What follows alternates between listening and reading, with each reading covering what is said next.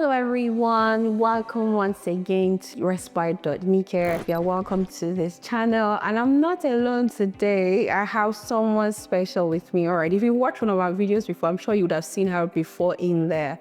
But before I go ahead to reintroduce her, I'd like to ask you to please make sure that you like this link and send it to as many people as you know would need it or it would help. And also subscribe to this channel if you haven't done so, and make sure you press that bell icon so that you can get notified every time we post a new video. Okay, so we have Dr. Jadesola with us here again. Dr. Jadesola, you're welcome. Thank you. Thank you for coming yet again to Respite.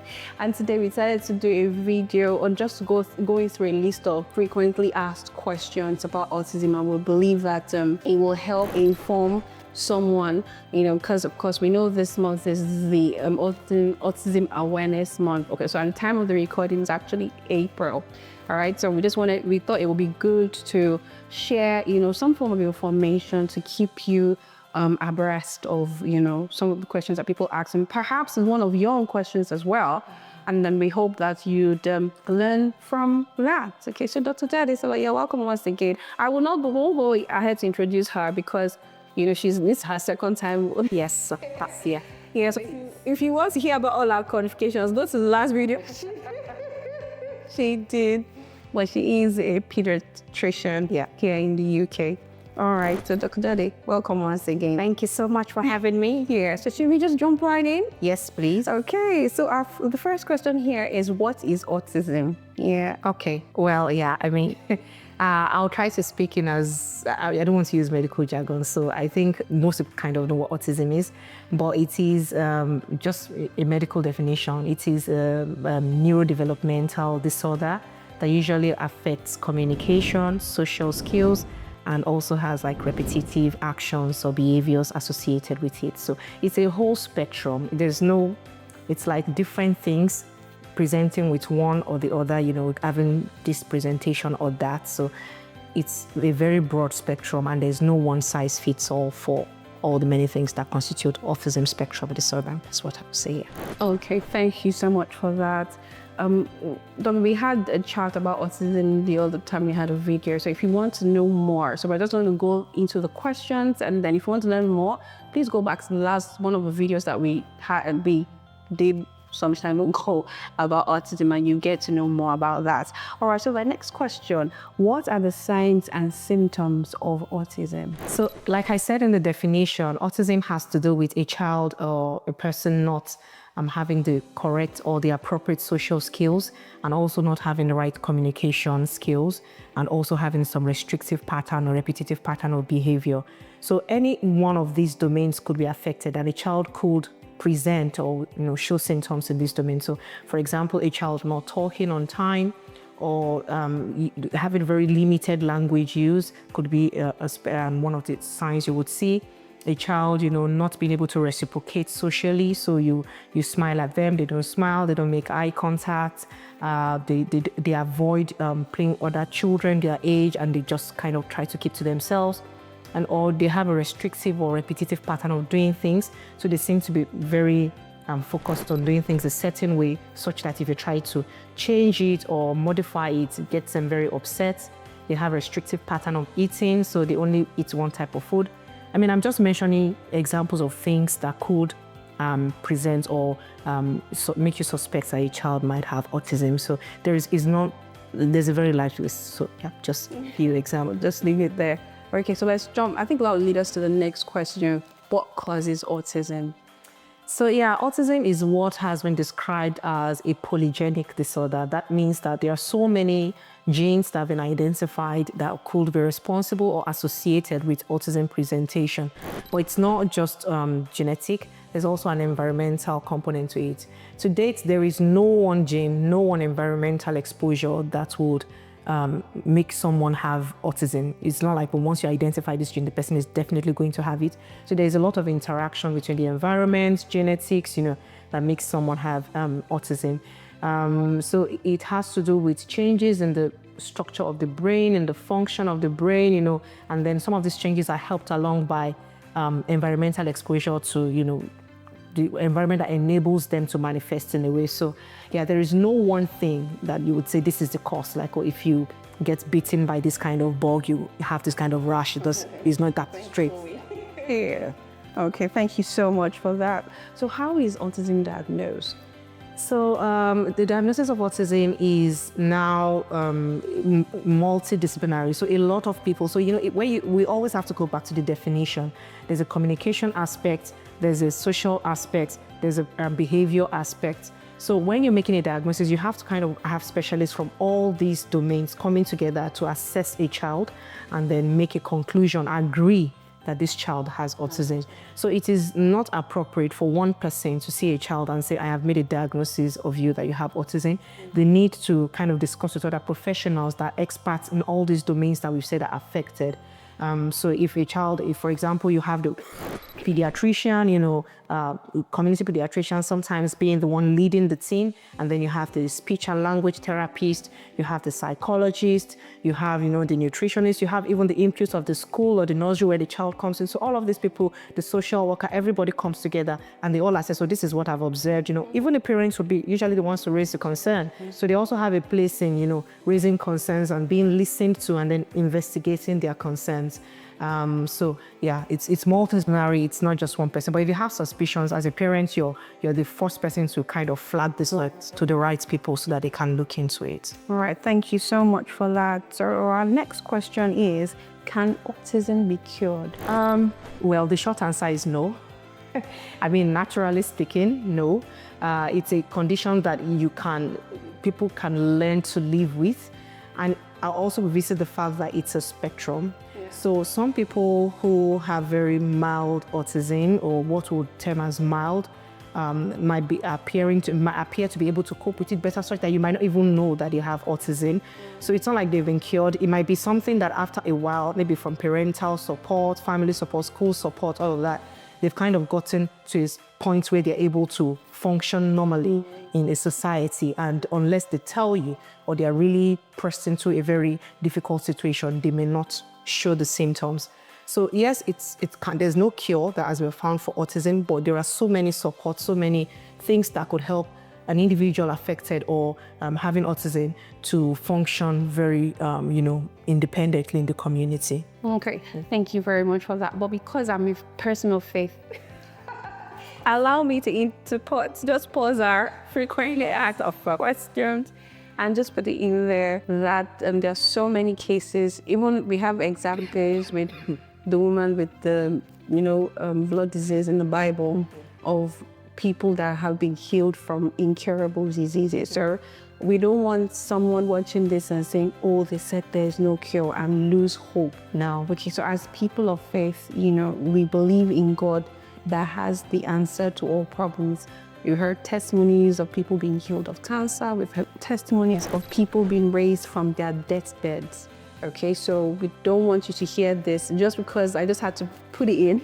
God, absolutely. Lose hope and say, oh, there's no hope. No, there is hope in God, okay? So we'll talk about that in another video, but let's just continue our questions. All right, so what therapies are available for people with autism? So yes, there are a number of therapies they could benefit from. What really comes to mind, what usually stands out with autism is communication and behavioral challenges. So communication, the speech and language therapists are really very good. Once the child is referred to the experience and you've excluded, they will look for other causes of this child not speaking or not using the appropriate words or the appropriate language. They will be able to help this child. So speech therapy is something they could benefit from. There's also a lot of psychology that goes into managing autism, and that would be psychology for the child, for the family, to kind of teach them skills to help them, to help the child.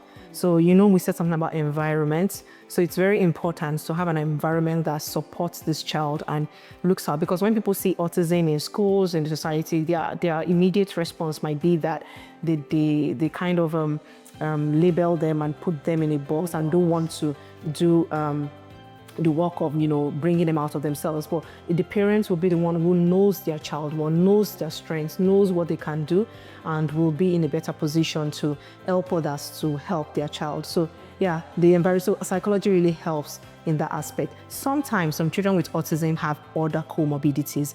So they might have things like epilepsy, they might have things like anxiety, depression, ADHD, all those things. Some of them have medical treatment. So if a child has epilepsy, there'll be medications they can take. Even ADHD, there'll be medication they can take. So some of those things you can receive therapy for them. So one of the therapy that is always, out there for autism is the support groups, which is very essential to kind of see people who are going through the same journey, learn from them, what they're doing, how they're, managing from day to day on social media. That's also one of the things. And then psychology for behavioral issues too, very important to help the child. Help the child, help the parents. So it's just dependent on what spectrum the child falls into. What is the predominant thing affected, the predominant domain that this child really needs help with. There's always something that could help depending on what their presentation is. All right, thank you so much for that. So it leads us to our next question. Can people with autism lead independent lives? Of course. Of course. There are so many adults who, if they don't tell you they have autism, you might just feel like, this person, I don't know, they're a bit, maybe you can. Some people might say, they're socially awkward or something, but they are functioning normally.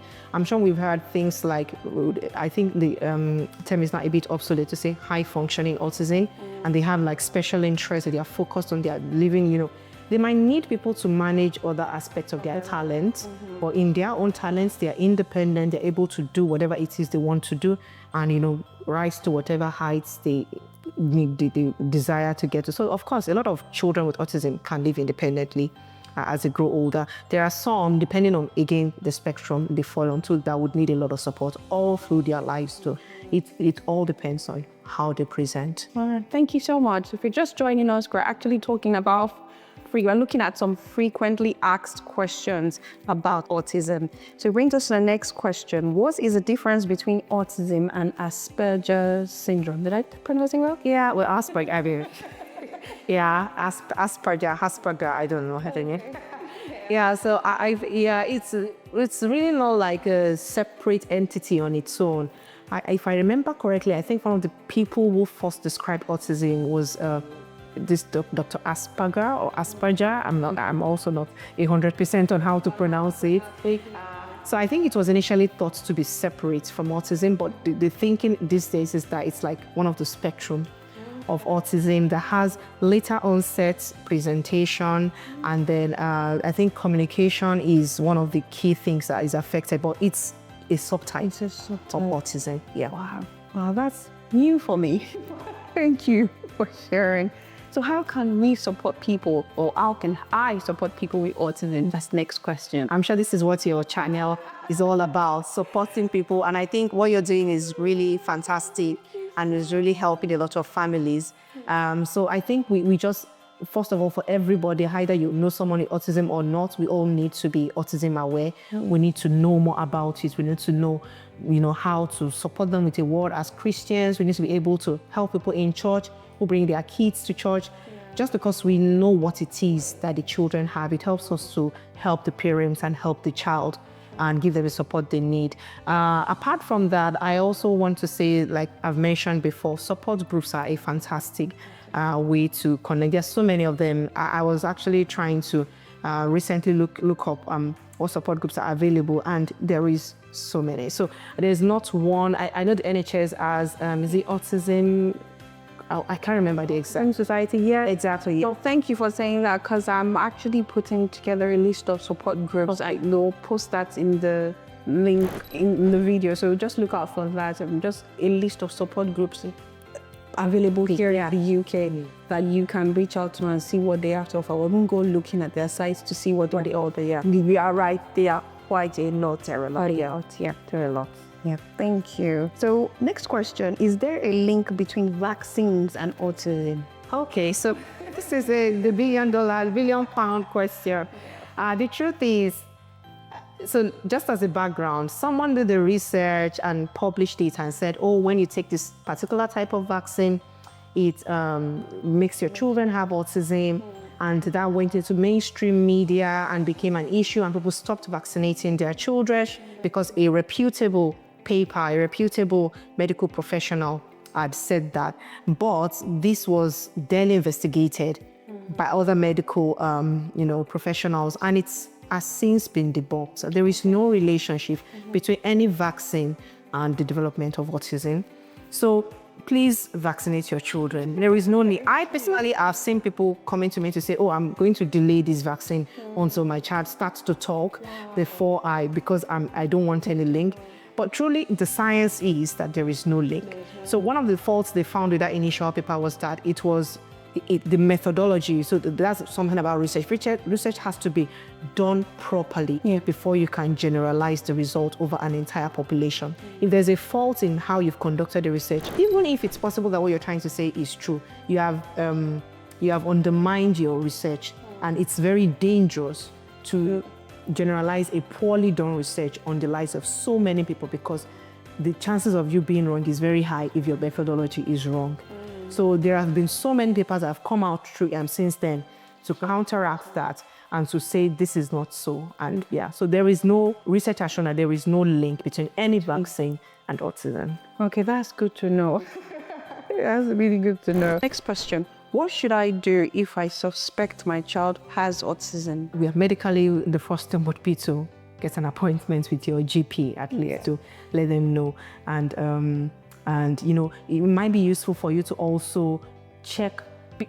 I'm not saying you have to be 100% sure, because I know many families have struggled and said, oh, I'm so sure that it's autism, but they are not telling me what I want to hear. Wow. Because if I've said, oh, I've gone to the doctor and they've dismissed me and all of that. So what I find useful is that not just noting what you've seen, try to note down what you've seen in different environments. Okay. So if your child attends a nursery and they attend maybe they go to church, but they go to play groups, try to compare this behavior. Is it consistent in all the places where they go to? If it is consistent, then you have like a valid concern. But if you don't want to, maybe they don't really go out and you really are worried, you're concerned, I think the first thing is to talk to your general practitioner. I do know that the wait list to get a diagnosis or to get evaluated for autism is very long. But it's the earlier the better. So if, for example, a child, I think most children who are less than 3 are referred to as pre-verbal.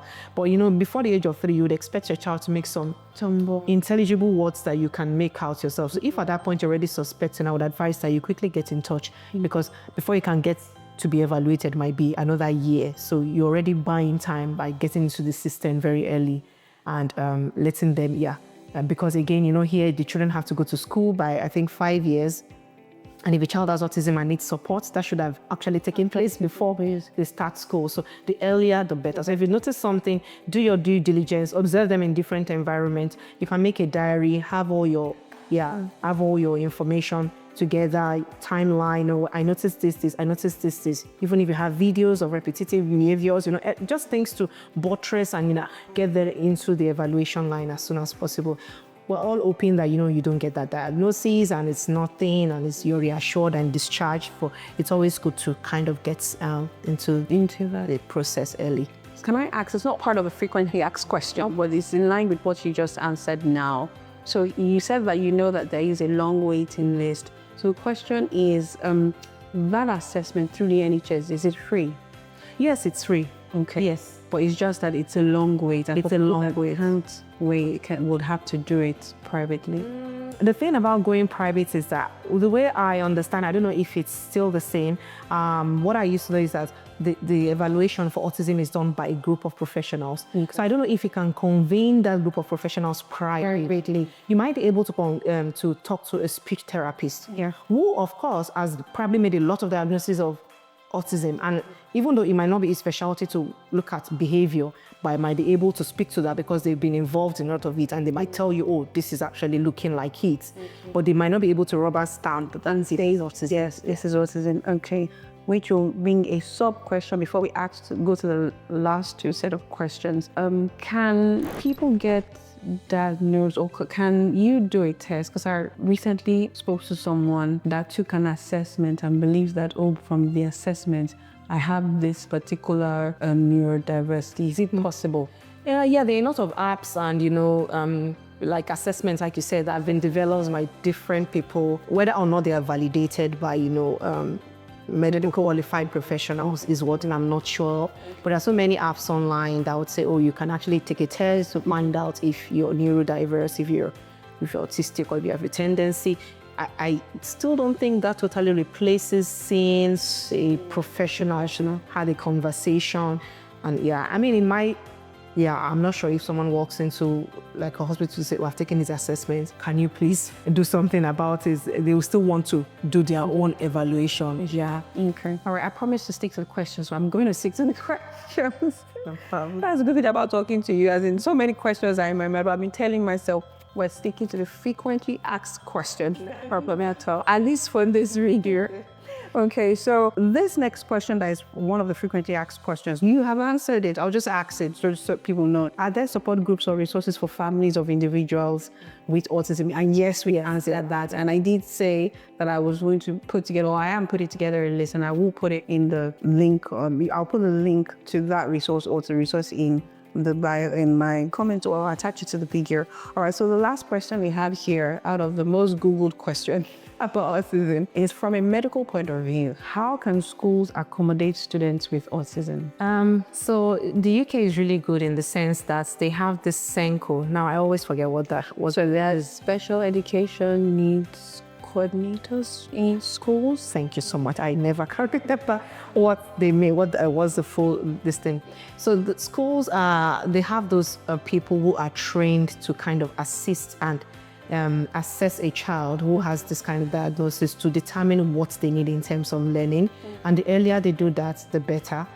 They usually will do that in conjunction with social work most times, and then the early help guys would help to kind of support the family. So there's so many. It depends on what spectrum the child falls into. The SENCO might be able to say, oh, they need one-on-one education, or they need maybe because of behavioral challenges, maybe they have to be taught in a separate environment, or they have to be taught in it's kind of a very robust service they provide, so that they kind of help each child to achieve their own learning objectives. So yes, I think the SENCO is a central thing the school offers in terms of autistic children. I know some autistic children would have to go to special needs school. Yeah. Some will be able to go to a mainstream school. So it all boils down to, what spectrum they fall under, and when they have that SENCO assessment and whatever, they'll be able to determine what is best for the child. Yeah. Thank you so much. We've come to the end of the list of frequently asked questions, and I'm sure that that's not all the even having this chat has led to so many questions in my mind, but I did say that for the purpose of this video, we're going to stick to those questions. So that's what we have for you today, and we hope that you have been informed, you've learned something new, and perhaps we've answered some of the burning questions that you have not had the time to ask Google yet. Okay, so thank you once again, Dr. Jade, for joining my pleasure on this video today. And then we'll leave it for now. But before we go, make sure you share, make sure you like, subscribe to the channel, hit that bell icon so you can get notified every time we post a new video. So from Dr. Jade and we're saying thank you for watching, and see you at the next video. Hi, thank you. Bye.